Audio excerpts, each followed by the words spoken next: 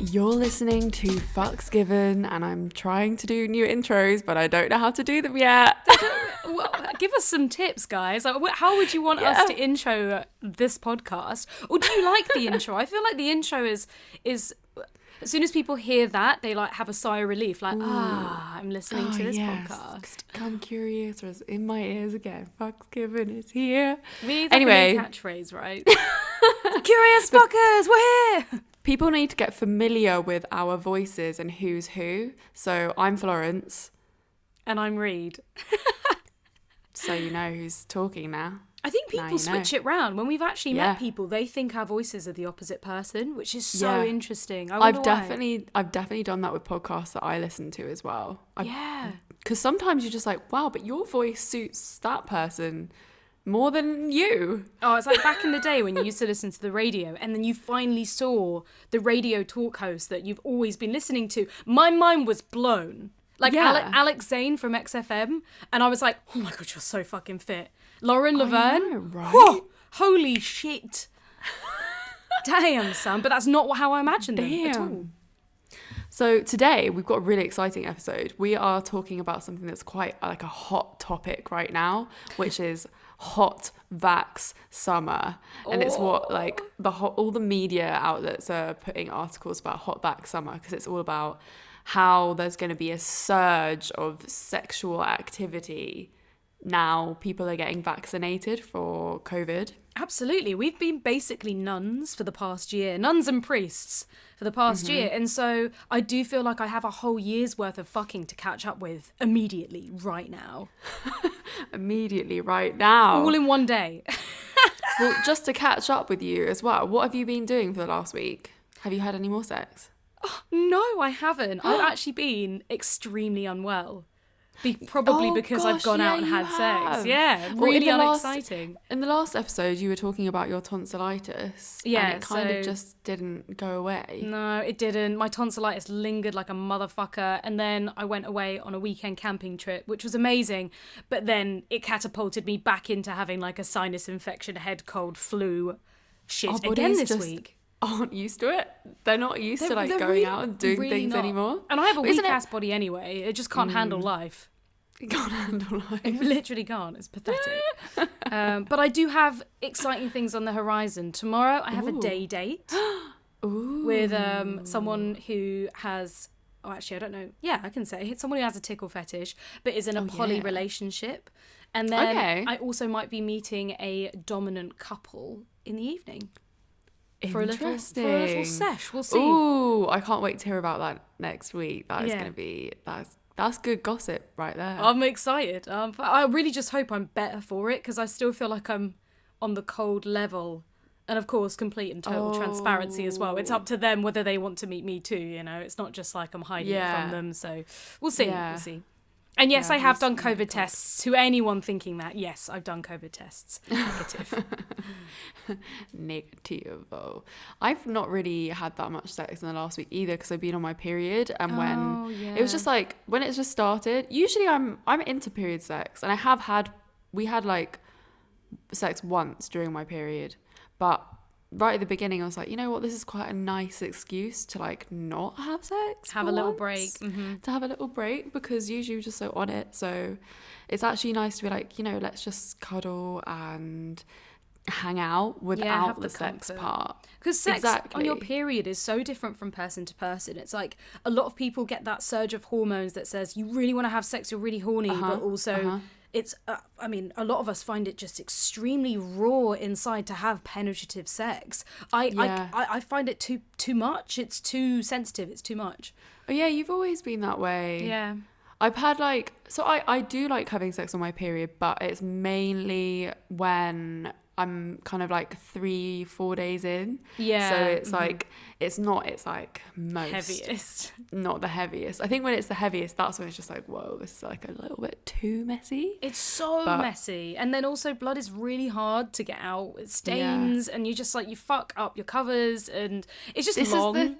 This is the thing. This is what happened the other day. It was just, we were kind of like making out on the sofa and stuff and like getting a bit horny, and then it was just like, oh, I'm on my period. Like we can't just like have sex here and now.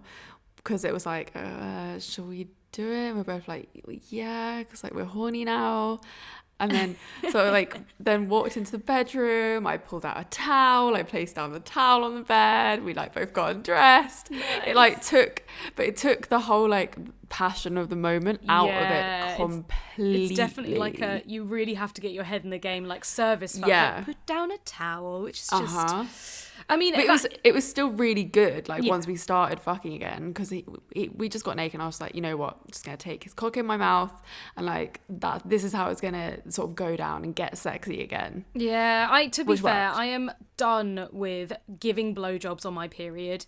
I am so like I just feel like that's been my whole life. Just like every time I'm on my period, I'm so horny. It's like, well, okay, cool. Like the most we can do is me give you a blowjob. Oh, I'm like done with that now. There's got to be other ways. Like fucking play with my nipples or like stick a finger in my ass. We can figure something out, please. Yeah, actually, that reminds me. I think the night that we didn't have sex, I did actually give a great blowjob. Yeah, that's such a thing. That's such a thing. Like the period thing is just like the guys get the blowjob. What? We need to change that because that's not fair. Like I am suffering and bleeding, and you get a fucking congratulations blowjob for not having a period. That's bullshit, man. I swear I'm the best at giving blowjobs as well while I'm on my period because I'm just like, yeah, you fucking love this. It's just, I was so into it as well. Yeah. Why do we do this? It's kind of nice in a way because it's like it really does it takes me or like the person giving out of the equation. Yeah. Which makes it more like it's fun to be like, okay, this moment of sexual pleasure is all about you. Mm-hmm. And I really like that. But at the same time, it just, it does need to change. It shouldn't be a thing every single time. But also, like, if I wasn't on my period, I'd be like, I'd want the sex. I'd be like, there wouldn't be an excuse just to like give you pleasure. I'd want it as well. Yeah, I mean, there's an element of satisfaction in there. It's just not quite the satisfaction you want. Yeah. Anyway, right. What do we give a fuck about? So today we're giving a fuck about sex post lockdown. Like what is everyone's sex life going to be like this summer? Because is it hot vax summer? Which is also like, I feel an interesting phrase because being vaccinated. It sounds fucking weird in itself. Hot vax summer. It sounds like hot wax. Hot wax summer. Yeah. Everyone's vaxxed. They've got the vaccine. But also, this is, me and you were talking about this like a couple of weeks ago, where there are people on dating apps that are like, I'm vaccinated. And it's like, vaccinated. It's like a fucking like sex card. Like, why don't people do that for their STI tests and checkups? Yeah. Like, I have had a full clean bill of health, like what? But it's literally like it's almost like a VIP card. Like I'm fully vaccinated, so you don't need to worry about me. But it's still like, you can still get COVID if you are vaccinated. Right? You can still pass COVID I feel like it's such a fuckboy thing to write on your fucking... So, it's really, like, if you're vaccinated, it doesn't make a difference, actually. Yeah, I do think it's a fuckboy thing to write, because it's like, really, why, like, putting that on your profile, why would that make you more fuckable, other than your personality? It's almost like... I don't know. There's something very odd going on there, but I think that's just what it's going to be like. I think we're going to be showing each other our vaccination cards, being like, "Have you been vaccinated?" Actually, no. I think that's a bit extreme. But at sex parties, they will be. Oh yeah, at sex parties they will. It is quite interesting. I don't know how like. Anyway, I guess it just means that the hot vax summer statement is literally just means that. People have been starved of sex last year. For a whole year, people have not been fucking. Really? Yeah. I feel like people say that they haven't been. And I think a lot of people have been having a hell of a lot less sex. Less. I definitely have been, because the fear of COVID ruined that. And also, not just the fear, the judgment of other people. You couldn't exactly go and sneak off and like fuck without somebody being like, that's not cool. Yeah. But I feel like a lot more people are doing it than we think. Yeah. I mean, you're right though. I think maybe a lot of people kind of had sex bubbles.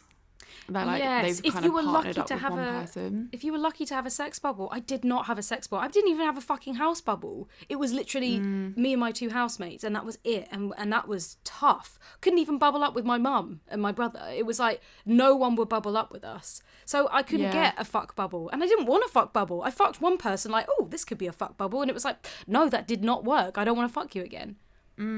So basically, is the whole past year going to make people want sex more this year? Or is it going to make people want love, a relationship, because they were so fucking lonely last year? I don't know. I feel like...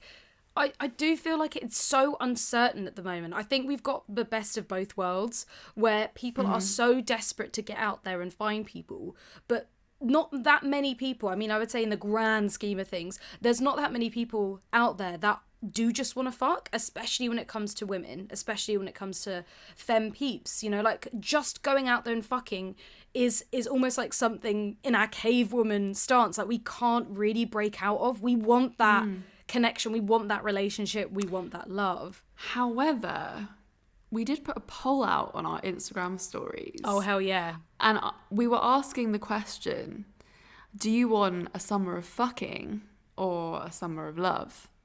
And the results were actually quite surprising. Like, what do you think that like, what were you expecting from that poll? Well, in all honesty, I was expecting sex, because knowing the type of audience that we have, very sex positive, fluid people, you know, like slut pro peeps. So yeah, I think most people want the sex, the shagging. I was expecting sex as well, but I was expecting more people to say sex. Oh, I see. I was expecting like, I was expecting like, especially with the people that view our channel are like Come Curious. I thought, oh, like maybe 80% of people will be wanting a summer of sex. But that wasn't what the results were. The results what were the results? Tell us. Results were 55% summer of sex, 45% summer of love. That is so close. Right? 5% like 50-50 basically. Yeah, basically 50-50. That's so interesting. There is a lot of people out there like that are like, you know what, I want a relationship, I want to fall in love this summer. Yeah, see, I didn't vote because I wanted to choose both, and you couldn't choose both. I voted, and what did you vote for?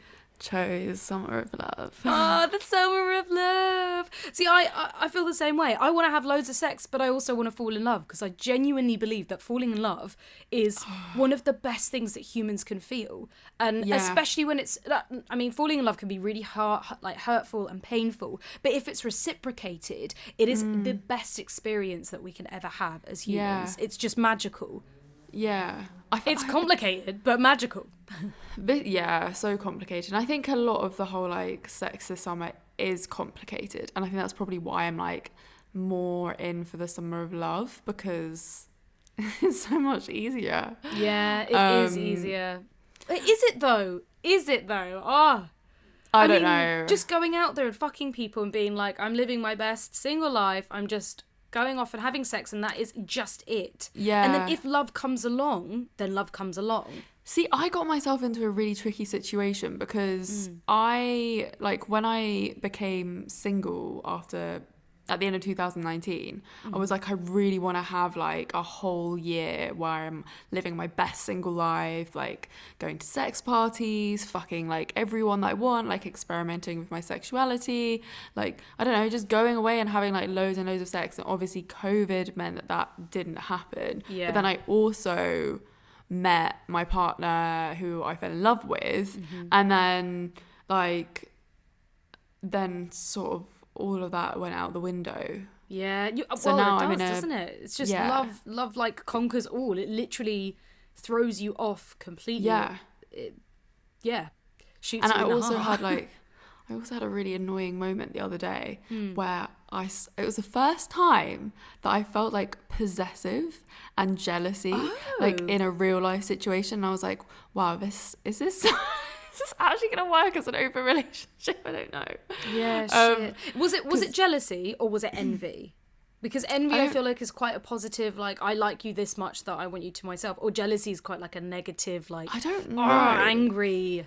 No, I mean, I was PMSing, so we have to keep that into account as well. Absolutely. But basically, like, a waitress, we just came over to give us the bill. We were at a cafe, and she was giving him so much eyes. It wasn't even like it was just eyes. She didn't ask for the number. It wasn't like a move. It was just eyes. It wasn't a move. But there was like, Florence. you know where you can feel like the sexual tension. There was something happening there. That is 100% PMS. Because if you were feeling your full fucking self, you wouldn't have even batted an eyelid. You'd be like, yeah, hit on my man. Like, that's fine. He's not going to go home with you tonight.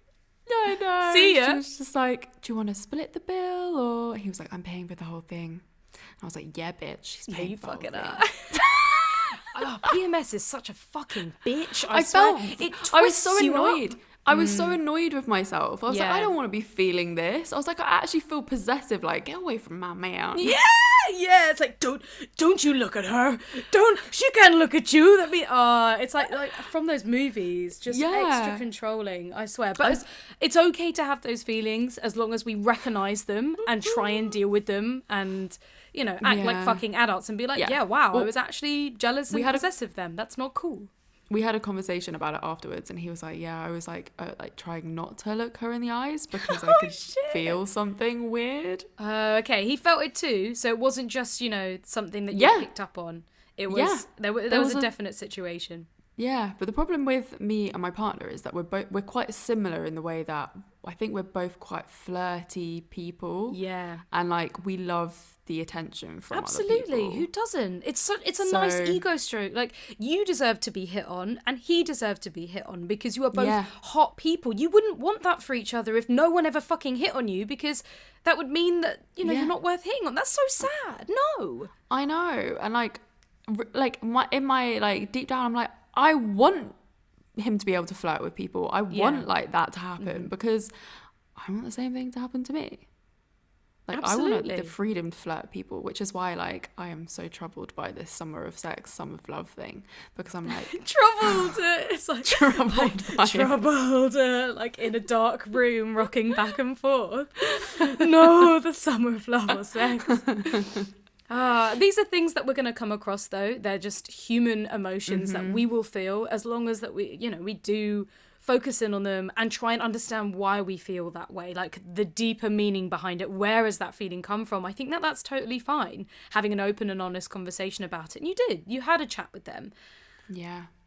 Should we look at some of the questions that we've got from our curious fuckers on this subject? Yep. Okay, first question. How to overcome the fear of having sex after a longer break? Oof. Yeah, I think after like not having sex for a while, you can really build it up in your head and it becomes like this whole big thing. It becomes a thing.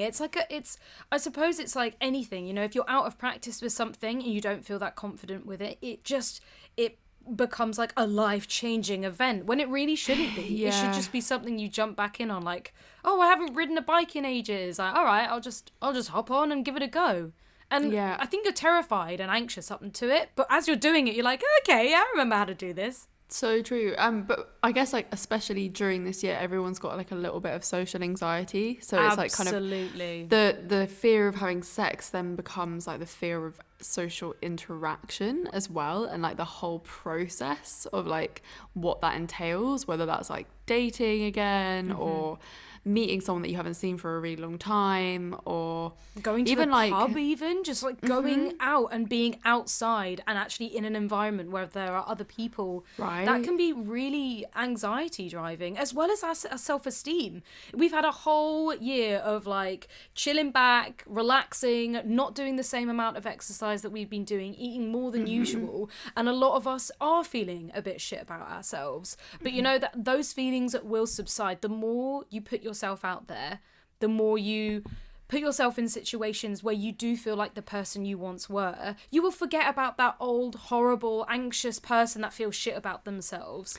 It just takes practice and perseverance.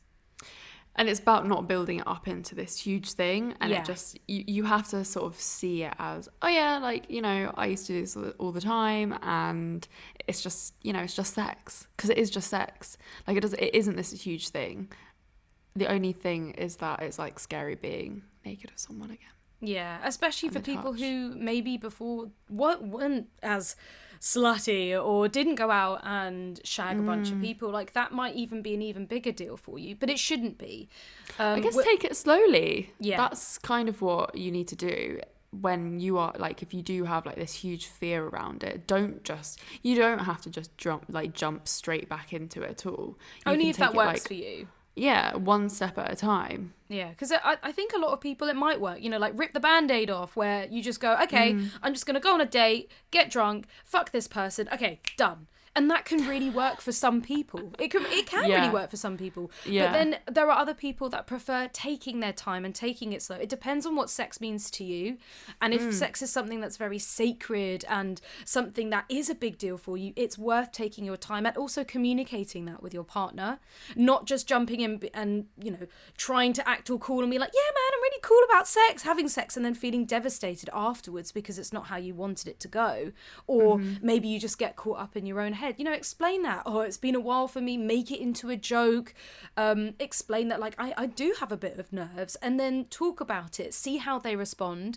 And most people, if they're decent, if they're worth your time, they will respond positively and in a caring way. If they don't, then they're not worth your time. They're not worth you putting in that effort, because they may not react the way that you're hoping for after the sex. So how do we not let standards drop just because we really need a shag? I think a lot of people like must think about this. Like, oh, I just really want to shag. I mean, I literally had a message from my friend today, and she sent me the screenshot of them being like, I know he's not my type, but I just want to fuck, and he lives really close, you know? And he was not her type at all. But I don't think, in my personal opinion, there's much wrong with that if you just need just need a shag. I think as long as you're communicating that it is just a shag, then I think you've got nothing wrong going on there. I think it depends on what your standards are as well, because if they're standards as in like you'll go back to a shitty ex, or like someone that's abusive, or like someone that's just like really like a not good toxic, for you person, broke toxic your heart, person, wasn't nice to you, did something weird, that's I think wrong, because then we do that as well. Like, that's the first thing that I thought of as soon as I was desperate for sex, was all the sex that I have had because it felt safe and comfortable. But that's the lie of memory. The lie of memory makes you think that like every shag that you've had is great, especially with an ex, especially if it's a toxic ex with good sex, but you forget all the bad bits, the reason why you're not together anymore. That shit doesn't change. He's not going to magically be better. Sorry, they, not he. They. It's so easy just to go back to someone that you know. Yeah. And that's easy, and you're like, oh well, yeah, I know the sex is really good, and I just need a shag, so it'll be fine, it'll be just sex. And then before you know it, you're back with your toxic ex. Yeah, or heartbroken, or hurt, or feeling shitty and shameful about it. Yeah. I mean, we all make these mistakes. We do all make these mistakes. Like that. Yeah. You kind of have to do them to learn from them, you know, and then to be a better person in the future. But if you do lower your standards for a shag, there isn't anything wrong with that. I don't really have that many high standards for a shag. Okay, hold on, let me rephrase this. Appearance wise, I don't have standards really, appearance wise, but like standards of communication, like good ethics, consent, you know, I don't even really give a fuck if they're like different politics, but as long as the communication is there, then I'm pretty fucking happy. I think those are standards that we should all have, because it means that the sex that you have is going to be, one, like consensual, two, it's going to be better because you've communicated properly. Yeah. Like if you don't have those standards, then you're kind of just, you know, you're not respecting yourself. Yeah, you're in for a fucking shock, and it's going to hurt you. You know, but these are the mistakes that have to be made. We all fall into them. Even people as aware as us. Like, I will still go and fuck someone and be like, holy fucking shit, you're not communicative at all. What have I done? I feel like I've definitely had, like, when I have wanted to go out and shag loads of people, my standards probably would drop. Yeah, but I also, you kind of do that. You need to drop the standards, fuck loads of people, and look back and go, oh God, I shouldn't have done that. Okay, right, now I'm going to really up my standards, pick and choose the people that I want. And also, if you have high standards, there's nothing wrong with that. Only if you're getting upset with yourself if everyone you look at, everyone you see online, everyone you date isn't matching up to those, and you're like, why can't I find anyone? I think then it's maybe, are you self-sabotaging? Is there a reason why you're not allowing yourself to shag this person or, you know, see this person again? So how do we not let the standards drop? Like, if you want to keep those boundaries, if you want to keep those standards there, like good communication, good this, like, I guess you just have to be, like, you have to masturbate more. Masturbate, yeah, that's gonna save more. you. Masturbate more, and like, just, you know, be hard. You have to be hard on yourself, and like, just push yourself to meet more people, so that you can hopefully meet someone that's actually, you know, up to your standards. Yeah, I think it's really important to figure out what's important to you when it comes to other people, meeting people, sex, what you want in a relationship, in a partner, especially sex. Write these things down, the most important things for you, and then that kind of helps you spell out what you are looking for, because like, it is hard to figure out. It's all jumbled up in your head, and sometimes you don't even really know. This could be your fantasy list, where you just write down the fantasy person. Every single box is ticked for you, but then that's a good thing to look at. If they don't have that, then start to take a step back. There was something else I was going to say, and I fucking forgot it. I think also a good thing to talk about when it comes to like hot vax summer, whatever, like a sexy summer, like, we need to think about the people that have been with a partner for the whole of COVID, and they've only shagged that one person, and they've seen that person like a hell of a lot. They probably had a lot of the same sex. Like, how are you supposed to keep your sex lives interesting if you have been with the same person and you've been like locked up with someone for the whole of COVID? Especially if you really like that sex, you're going to look for those exact qualities in other people, which won't be there because that will only be for that person. You'll find bits in other people. I like what you said about having sex with more than just one person and focusing your attention on one person, because we do get caught up and we think that one person that we've slept with is everything, and that's the way that sex is, and that's the way it's going to be. And then you have sex with like maybe one or two other people, you're like, oh my God, they are so different in ways that you couldn't even comprehend. So I think it is good. It is fun to go out there and you know, there's a whole buffet that you can eat. Don't just go for like the fucking salad at the end of the table. But what about people in the monogamous relationships that are like, oh, everyone else is having loads of sex, is really fun, and I'm like just stuck with my person that I love, but I don't want to fuck anyone else. That's a very good point. I think focusing on the sex is dangerous, because in a relationship, sex in a relationship is different. You know, you're it's not all that like crazy, confusing, I don't really know kind of sex, like what's going on sex. You have a solid commitment there. You've almost like replaced that confusing sex stuff with comfort and with someone that you can be your true authentic self with. You know, that is to be revered, and that is to be marveled at, over and above all this like what people think, you're having all this amazing sex. It's like, no, not really. I'm going off and having like mediocre sex with the odd random person. I'm not having fucking amazing sex. If I would, I'd fucking tie them down and keep them in my bedroom forever. The grass is always greener on the other side. Grass is always greener, yeah. You have to be grateful for what you have. You know, you have somebody that you can be completely naked with, that you can sit in bed with all day, that you can eat whatever you want, fart in front of, burp in front of. You don't have that. And maybe the sex that you have works so well for you both. If you're having, even if it's few and far between, if the sex that you're having is good, then you have nothing to worry about.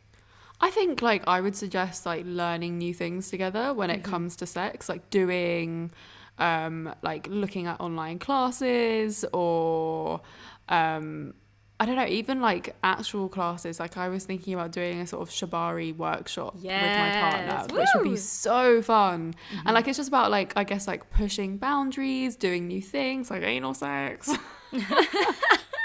like saying that under the breath, like, yeah. sex. Yeah, there are. If you both want to try new and exciting things, you have to be proactive in it. Book courses, book classes, watch videos together, do tutorials, buy a bunch of shibari rope, Watch buy a porn book. together, read an erotic novel together. But if you sit there and complain, nothing's gonna change. Nothing will happen. You have to be really communicative about it. Like if you are feeling like, oh, like sex is just a bit boring now, like everyone else is having loads of fun, that you like talk to your partner about that. Yeah, and not in like an argument, not in like a, why don't we have this much sex? Oh my god, my friends are having all this amazing sex. That's not ever gonna work for both of you. You need to do it when you're in a happy place, and you need to be like, hey, so I don't know about you, I've noticed our sex has been a bit crap recently, like how can I make things better for you? How can we change things? Is there anything that you want to do? I think a lot of the time, especially in relationships, libido just generally drops, especially over lockdown, quarantine. We've been going through horrific depression, mental health issues, and basically stagnating. And so, yeah, that can affect our libidos. And it's trying to find a way to get it back, you know, do the things that made you feel better, you know, sex regardless, not even libido wise, make you feel like you again, and then the libido will come back. Yeah. I remember touch is a thing. Touch each other, love languages, reconnect with your love language, whether that's touch, intimacy, words of affirmation, giving gifts, like connect with those things to make sure that you and your partner are both feeling really loved. And I think then the intimacy comes with that. Absolutely. Like my ex and I, he used to read to me at night, and that was our intimacy, and that was so special.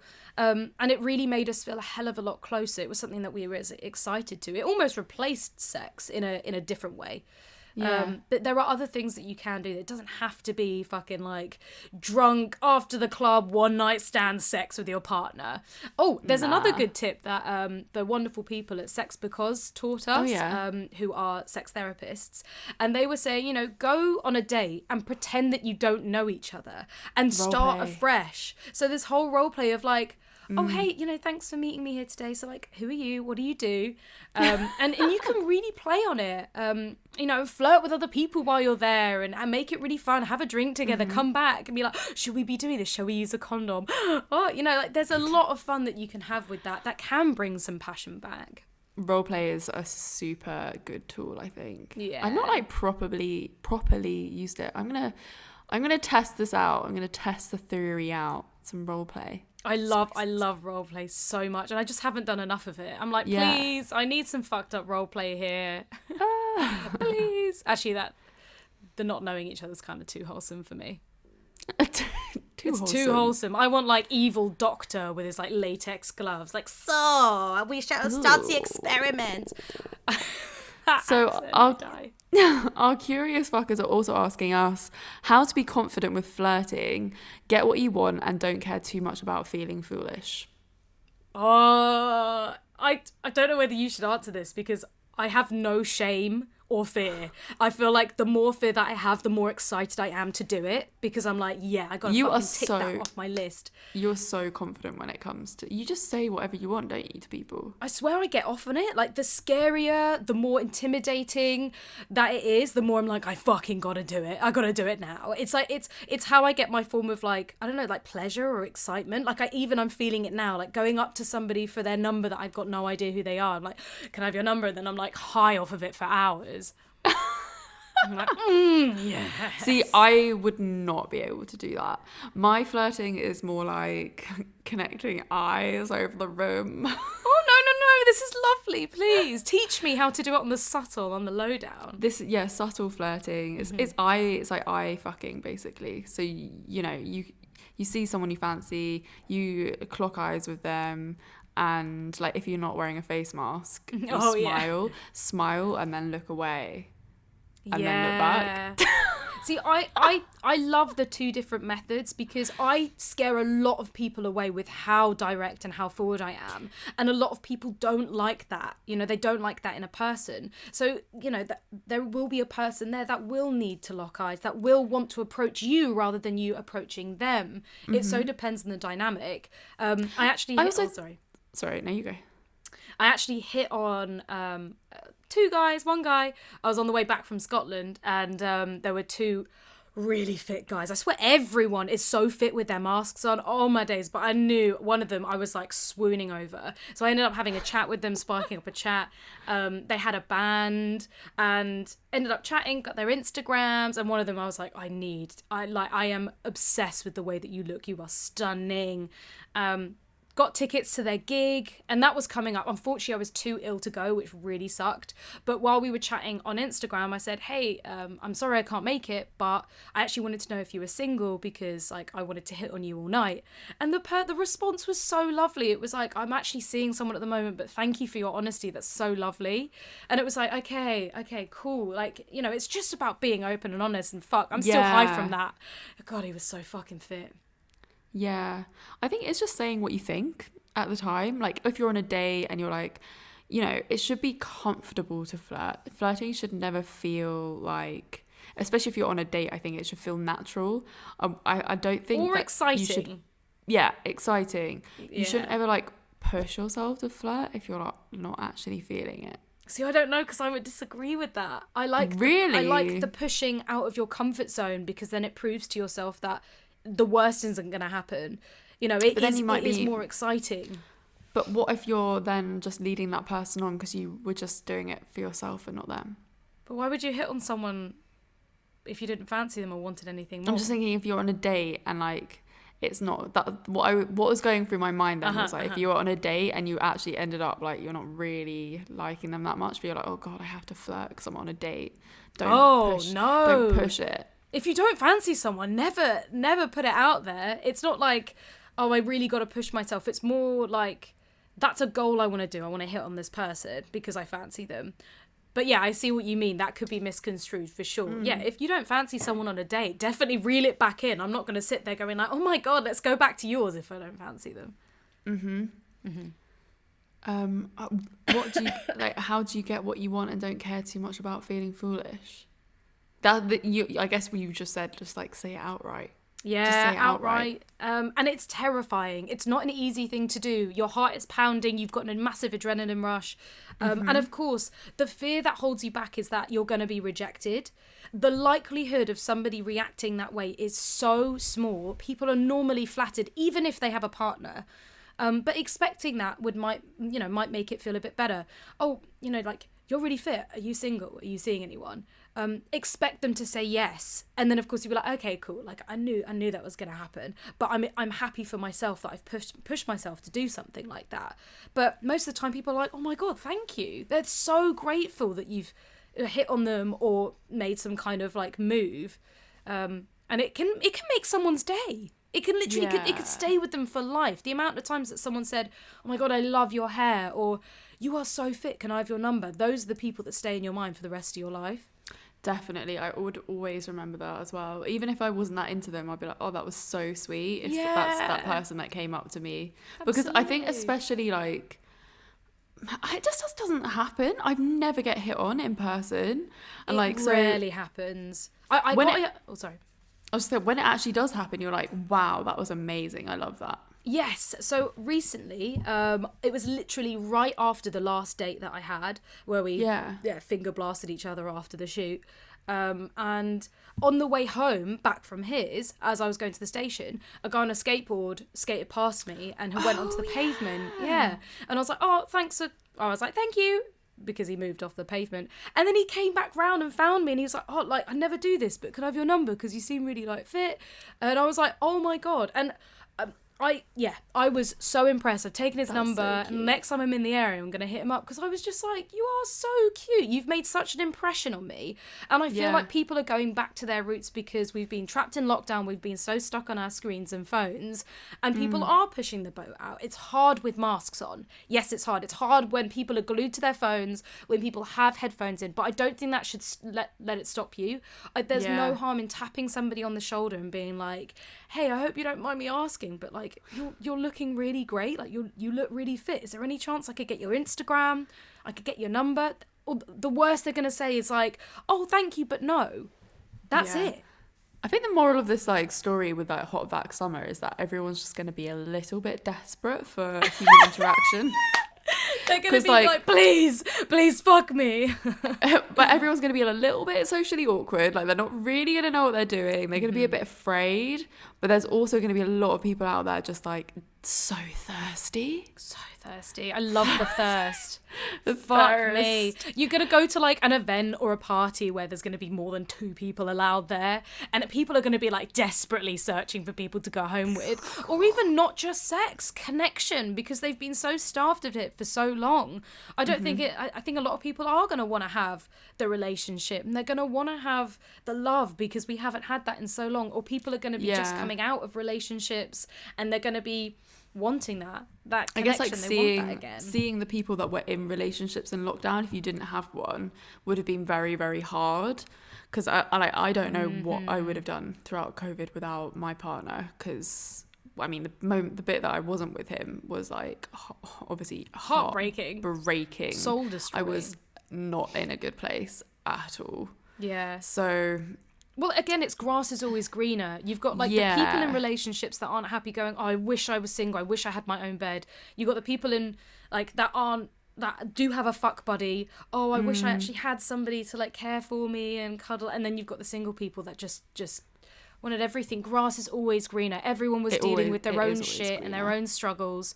And it was hard for fucking everybody. But we're getting nicer, warmer weather and people are getting more excited and feeling themselves more. And there is more good to come. There will be ups and downs and there will be moments of anxiety because it's not just going to be a fucking straight line up and amazing. It doesn't work like that.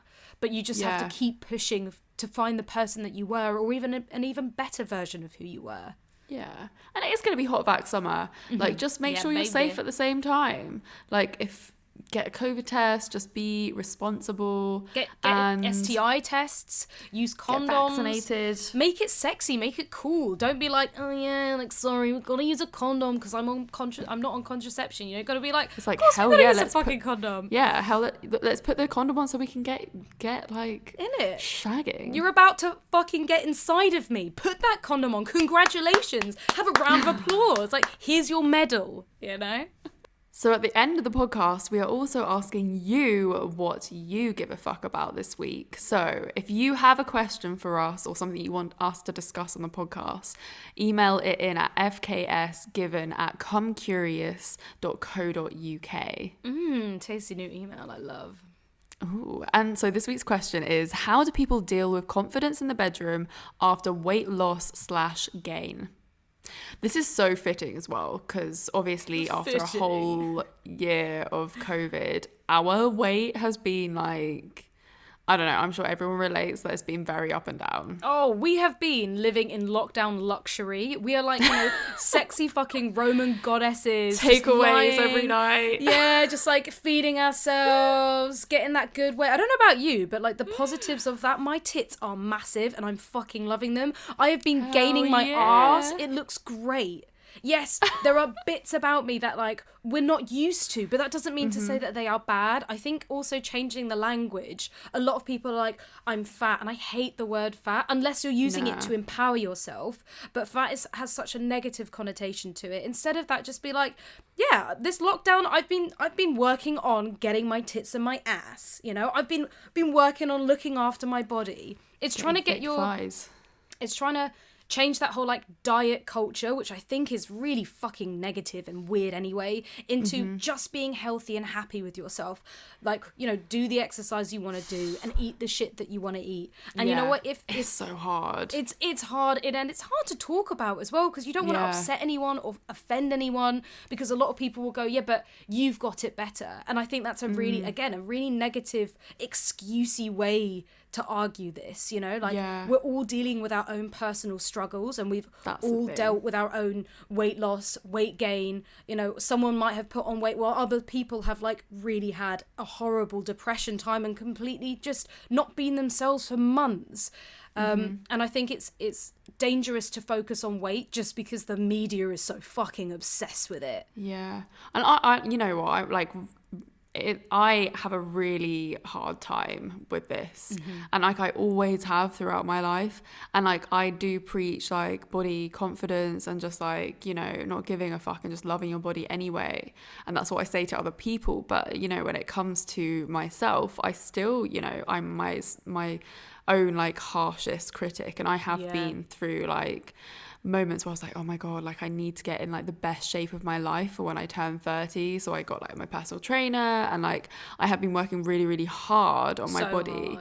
But like the weight loss that I thought was just gonna happen with that process didn't, because we've still been going through a pandemic. Like it's still fucking stressful, and like, you know what, I think most people have been finding that it's actually just harder to lose the weight than they thought it would be this year, because it's I don't know whether it's like different sort of fat, because like we, as in like actual body fat, not we've just been like sat on our asses, like it's different, so it's like, kind of, because you know there are different bits that can get like, you know, underneath inside, and they're harder to shed. So we all, you know, we just have to be really kind to ourselves during this time, and not really like give ourselves like unrealistic goals. And you know what will really help with your confidence? The 30-day nude challenge. And we're not just saying that because we made that up.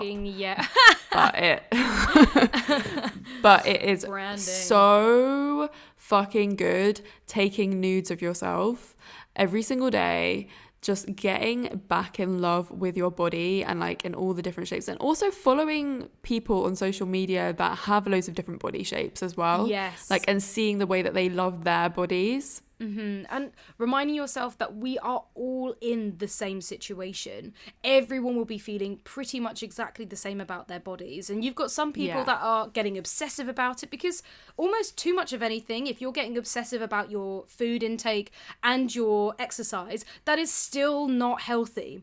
That is still not good either. You have to find that nice balance where, you know what, you know, sometimes you can casually do a bit of exercise, try and be a bit more active casually. Like, I can have that takeaway this time, but maybe I'll eat something healthy another time. It doesn't have to be this whole routine thing. Yeah, I think, but like it's all about moderation, isn't it? So as long as you're not like, I don't know, really penalizing yourself and like really making yourself feel shit about not eating certain things. Whereas if you're toxic. Happy, that's literally a toxic relationship for yourself. Telling yourself off for eating something that's just nice. I do definitely feel the benefits of exercise, especially when it comes to sex, because like just knowing that you are doing the exercise and you can like feel like that you're stronger and fitter. I mean, it makes you more active. You'll get up earlier in the day, and it gives you more energy. There's just so many positives to exercise and like doing different things. Like I do yoga every single day, and it's changed my life. Especially during this year. I don't do yoga every single day. I do yoga when I feel like I want to, when I'm up for it, and I feel good about doing that. I'm not pushing myself. And I say, like, you know, yoga, sometimes it'll be really, really nice and gentle and relaxing, and that's great, but then sometimes I do want it to be a bit harder. But also we have to remember that we are all different ages. We do metabolize food in completely different ways. Some people might have to work a bit harder than others, but the worst thing that you can do is hate yourself for every little thing that you can do, and also complain about it. If you're sitting there complaining about it and doing nothing, you can't expect something to magically happen. You do have to be proactive and do something. Positive affirmations can also be really, really helpful. Like looking at yourself in the mirror. I think actually we learnt this from Madam Storm. Oh fuck yeah, she's amazing. Check her out. When we did her strut class, and it was just like, when you're putting your moisturizer on in the morning, to be like, I love my feet, I love my legs, I love my thighs, I love my butt, I love my tummy. And I think in particular we need to focus on the tummy love, because that is what we're all like grabbing our tummies, being like, oh my god, look how many rolls I have. It's just like, actually, let's stop being nice to our stomachs, because also when you are a woman, you have like more fat around your stomach because it's a protective layer. We've got like extra organs in there. Exactly. It's like, so like it's not supposed to be flat. It's not supposed to be flat. It's literally, I think it's actually kind of weird when it is flat. It's like, how hard have you been on yourself to get there? When you see somebody with abs, you're like, fuck. Some people do have flat stomachs naturally. Yeah. Like, everyone is different. But then, like, yeah, but just I mean, don't that be hard on scares me, yourself for man. having, don't be hard on yourself for having like a little bump there, because we're all supposed to have little bumps there. And we need to love our tummies. We do. I need to love my tummy more. I definitely prod her sometimes, and I'm mean to her. I say negative things to her in my head and probably out loud sometimes. Yeah. But we need to change that language. Imagine if you were saying that to an actual human being. You know, if the stuff that you called yourself, the stuff that you said to your tummy was to an actual human being or was said to you, it would be horrifying. So why are we being that person? Why are we being that person to ourselves when really we should be giving ourselves confidence? A lot of the way that we feel about ourselves is a mind change. It's a mindset. So the happier that we try and retrain our brains, because we've been fucking great at telling ourselves all this time that we've been doing shit. It's really hard to train your brain to actually think nicely about yourself. But the more you do it, the easier it will get. And sometimes you won't even notice that you're doing it. You know, that sometimes you'll just be like, oh my God, I do look great today. And it's one of the best gifts you can give to yourself. And people see you in a different light than you do all the fucking time. Yeah. I could be having like the worst day where I was like, oh my God, I feel so like flabby and squishy and like I'm like feeling really negative about that. Sometimes I fucking love my squishy. I'm like, it feels so squishy and nice. But like other days I'm like, I hate it. Like, why can't I just be really skinny? And then your partner can just be like, oh my God, I love your body so much. And it's like, Thank you. If you don't notice it on other people, then you shouldn't be noticing it on yourselves. You got to like take a step out of your own mind, out of your own brain, put yourself in other people and look back at you. Yeah. Because we see ourselves in the mirror all the time and we nitpick at every tiny little thing. Normal people don't do that to other people. They just nitpick themselves. So you just got to look at yourself like how other people will look at you. People don't notice. People are going to be so excited that you're naked in their bed, that you're kissing them, that you're spending your time with them. They're not even going to give a fuck. If you love someone's body, tell them. Like, if you think they look fucking hot and sexy, like, tell them. Because I think, like, the compliments are so good, especially when we're all, like, getting back out there, like, into the world and, like, our bodies have changed. Like, I think the compliments are really necessary. So if you ever are looking at someone and think, damn, they're fucking hot, like, be like, wow, you look great today. Like, your body is banging. Yeah, platonically as well. Your friends, your family, you look amazing. And just saying those words, just having that positive outlook can help change how you feel about yourself as well. Yeah. So if you have a story or a question that you want us to read out at the end of the episode, what you give a fuck about, then please email it in at fksgiven@comecurious.co.uk. And that's COME. Not CUM. COME. That confused me then. I was like, spelling, dyslexia, what? I even know the fucking email address. Jesus. Well, I hope you all enjoyed this topical episode on Hot VAX Summer. Let us know what you thought. Leave us a review. Please leave us a review. We need like new reviews because all our reviews are from like the past. Now we need new, fresh. I mean, you don't have to give us 5 stars, but obviously, if you've got this far, give us 5 stars. You want to give us 5 stars because we've had some dickheads like actually put in like 1-star reviews. Dickheads, fam. Obviously not happy. need to sort that shit out. So please come and give us a hand. Please write a review. That is on Apple Podcasts. You can write reviews as well as share this podcast to everyone you think can benefit from hearing it because like you know you are curious fuckers. Word of mouth is the best way to share.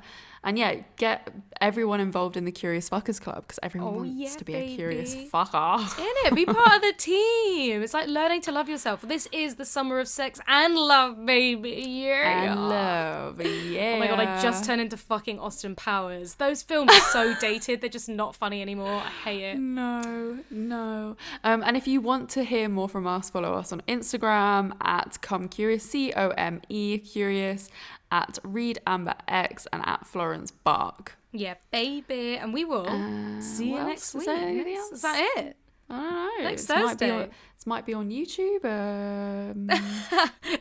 It should be on YouTube. Might be on YouTube. Maybe. It will be on YouTube. And See you next Thursday. Oh, okay. We're coining that, are we? Yeah? Yeah. See you next Thursday. You can See you next Thursday. See Florence and Mai. See you next Thursday. Next Thursday. I swear we just sound drunk at the end of this episode. I think we do. So weird. Standard. Okay, bye. Bye, Curious Baka.